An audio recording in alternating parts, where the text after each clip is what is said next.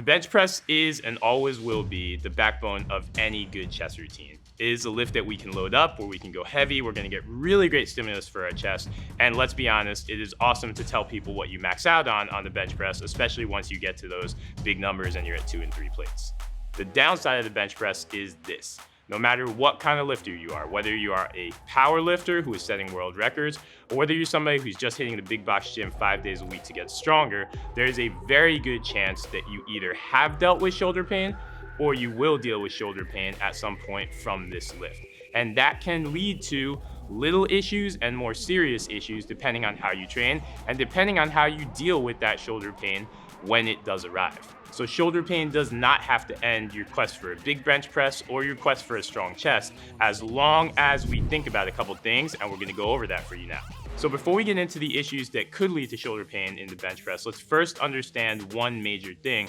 The bench press is not an exercise that you really should feel in your shoulders at all. So if you are feeling this in your shoulders, even if it's not pain, if you're feeling very sore in your shoulders after you're bench pressing, then to some extent, you're not really doing it right and you're not getting the ideal stimulus from the lift. So focus and make sure that when you're doing the bench press, next day, if you feel sore, you want to feel it in your chest, and you shouldn't really feel that much shoulder strain, period. So we have 3 major technique issues that can lead to shoulder pain when we're bench pressing. And the first of these is that you're setting up under the barbell and you're taking way too wide a grip. When we take a wider grip, we're gonna wind up cutting that range of motion on the bench press a little bit, which might let us lift heavier in the short term, but it's creating a variety of technical issues that are gonna limit us overall in the bench press. The biggest thing that happens when we go too wide in the bench press is that we're really not gonna be able to lower the bar properly, and if we lose control of the bar, we can very easily tip into a position called internal rotation. That is a position where there's a lot of mechanism for injury, where the humerus and the clavicle are not interacting in the ideal way and they're not creating ideal force angles. And so that is a position that we just want to avoid. So what we want to do to avoid that is we want to make sure that we are taking a proper grip with the bench press. And the way we can figure this out is by starting in the bottom of the bench press and just taking an unloaded barbell and finding the ideal position for our hands. You can have somebody spot you with this, but what you want to do is essentially lower the barbell all the way down to the bottom of your chest. It should be nice and comfortable, and because if we find that 45-degree angle with our elbows and we find a truly perpendicular forearm in that bottom position, it's going to be nice and easy for us to press up with power and get some help from our triceps and our shoulders as we're pressing up, but still make sure that we're driving with our chest. Second problem we're going to encounter in the bench press, we might not be lowering with the proper arc. So very often, especially when you just read about the bench press in a book or you just see a picture of it, we think of this as a 2-dimensional idea. When we're lowering, we want to think about lowering in an arc. So you will start with your wrists, elbows, and shoulders stacked directly over each other and the bar directly over it. But we're going to lower at an arc, and you want to think about lowering almost to your nipple line or your lower chest. If you do that, you're going to track a lot better, and 2, you're actually going to be working a lot more optimally with how your chest is supposed to work. Our chest, yes, it is a key adductor for us, and so that means we're gonna get a nice challenge and we're gonna load our chest nicely when we are out in that wide angle, but we're gonna be able to move a lot more weight, which is going to wind up creating that same chest stimulus, and then we can press back up in that arc so that our joints stack at the very top of the lift.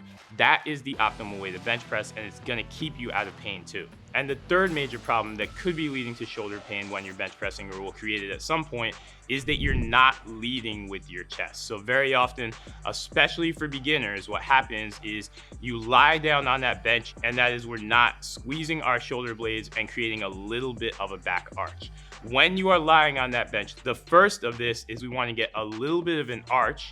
You should not just be simply lying on the bench. What we have to do is create a little bit of arch through our thoracic spine, essentially to the area of our spine right below our chest and through the top of our rib cage. And by doing that, we're going to allow for our shoulder blades to move.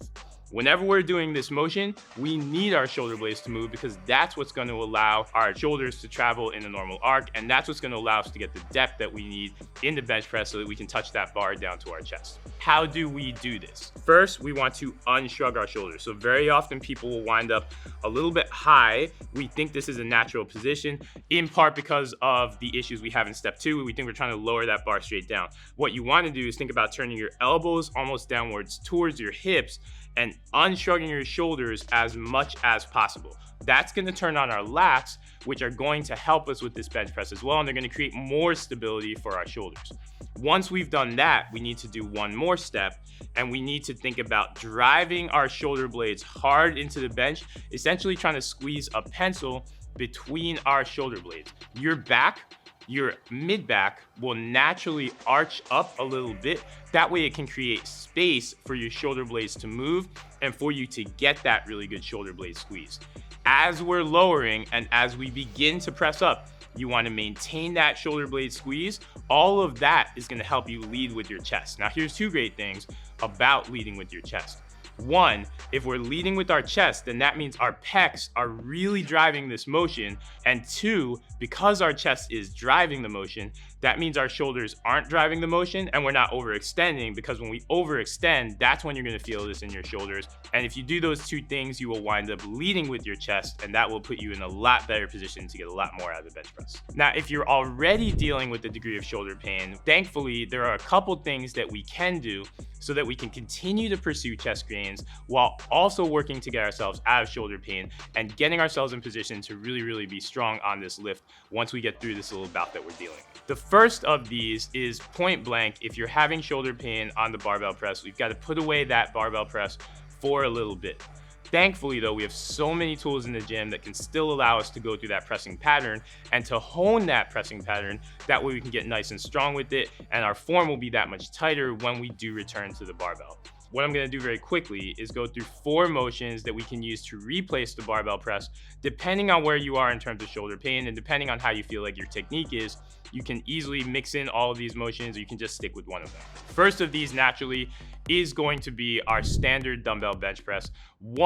With the standard dumbbell bench press, you can get very strong. We can wind up lifting very heavy. Until I have maxed out the dumbbells in my gym, gone as heavy as I can to the heaviest dumbbells, I don't even need to touch the barbell press. The strength of the barbell press is that it's going to let us load that much more weight on without having to kick back giant dumbbells, and that's why we really like the barbell press for its chest stimulus. It's going to give you a little bit more freedom and make it easier to create that proper elbow rotation and to unshrug your shoulders. All of those habits are a lot easier to build and to learn when we're doing presses with dumbbells.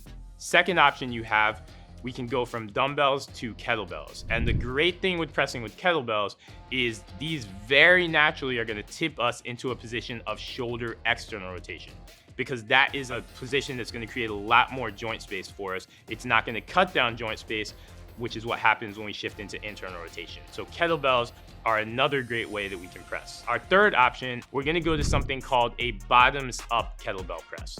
With this, we're flipping the load on the kettlebell up top, and what that does is that forces us to, 1, go a lot lighter. This is going to be the humblest version of the bench press that you can take on. And 2, it's going to force us to really keep that forearm perpendicular to the ground the entire time for the entire life of the press, and there can be no margin for error. The great thing about that is it's going to teach good technique, and it's going to help you groove and find that right position for you that's going to allow you to have that 45-degree angle with your upper arm when you're pressing and that perpendicular forearm. That way, when you go from that bottoms up press back to your barbell or dumbbell press, you're that much stronger and you have that much more stability at the shoulder joint. You do have one more option, and this is for anybody who really wants to go heavy but just can't get through that full range of motion in the bench press. What we're going to go to is going to be the floor press. So the point where in general we're going to feel that shoulder pain in the bench press is going to be in that stretch position, in the bottom position. That's where we're going to make the 3 mistakes I gave you earlier. If we're not hitting that position, no, we're not going to get the same range of motion. We're not going to get the same stretch through our chest muscle, but we are going to be able to go heavy, and we can continue to work that heavy load stimulus and work on finishing the press. And we can do that with either a dumbbell floor press or a barbell floor press. The second thing you're gonna do is you're gonna think about reorganizing how you train overall. Very often we think of chest as the first thing that we want to hit every week, and we also think of it as the lift that we want to make strongest. But I want you to refocus and rethink your routine. That way we're prioritizing a different exercise, not the bench press. What I want you to do is think about prioritizing rows in all your training and prioritizing your back training. The reality is, if we are bench pressing and if we are prioritizing the bench press too much in our training, our chest does get stronger, but if our back is not continuing to get stronger as well, those shortened chest fibers are just going to pull us forward. What we want to protect our chest and also to look as super heroic and as aesthetic as possible, and also just for general shoulder health, but we want our shoulders and our mid-back muscles to pull us back. So we need a little bit of balance in our physique. If you're somebody who does total body workouts or upper body workouts, think about training rows, doing at least 6 sets of rows before you hit your bench press or your incline press, and make sure that we're leading with that. By leading with that in your workouts, you're going to naturally be stronger because you're fresher. By the time you get to the bench press, you're gonna be a little bit fatigued. That's gonna help control for the load a little bit. You'll still get a lot out of the bench press, and you're still gonna be able to go heavy, but you should be going heavier with your rows. Second thing you can do if you're on a little bit of a push-pull leg split or something like that, what I would suggest you do is lead your training with your back day. I want you to prioritize dumbbell rows, plank rows, barbell rows, exercises like that. By doing that, again, you're gonna be stronger on that day one of your split, and you're gonna create the back strength that you need to support your bench press, which can then be on your day 2 and day 3. And we're gonna help keep our physique and our shoulder health in much better balance by doing that. The third thing we're gonna do is we're gonna tweak our workouts with a warm-up activation exercise that's gonna help us prioritize really, really good shoulder blade positioning and shoulder blade movement and open up our chest. And you can do this before every single workout. You can do this every day, to be honest, if you're in shoulder pain. It's gonna just basically help reinforce good body positioning, which will carry over to all our lifts, including our bench press. So this is a 2-step idea that we're gonna do, and you'll need a lacrosse ball or some kind of hard ball that we can use on our chest. And basically what we're going to do, we're gonna get up against the wall. We're gonna really drive that ball into our upper chest. From this position, we can go through some active mobilizations that will help to open up range at and stretch out that pec minor and help us take our shoulders through a couple different stretches. That will then loosen up our pec minor a little bit. You'll do that for about 30 seconds. And after we're done with that, we're gonna get on the ground. You're going to ideally grab a medium weight kettlebell. We're essentially going to get in position for a floor press. One, make sure that your form and your technique and your positioning are perfect. So we're getting that 45-degree angle, lock it in, and then we're going to let that weight essentially drive our shoulder joint back into the ground and squeeze our shoulder blades as we do this. That's gonna help reinforce really, really good bench press positioning and help our body start to understand that position. And if you're in pain already, it can help you reinforce good technique on your dumbbell presses and kettlebell presses and other moves. So no matter what stage you're in your bench press journey, whether you're at the beginning, whether you are just starting to feel it a little bit in your shoulders, or whether you've been dealing with pain for months, there is a way to get back to bench pressing with the tools that we've given you. And if you do all of those things, you will eventually get back to bench pressing and getting strong at the bench press, and you'll get all the chest gains that you've been targeting.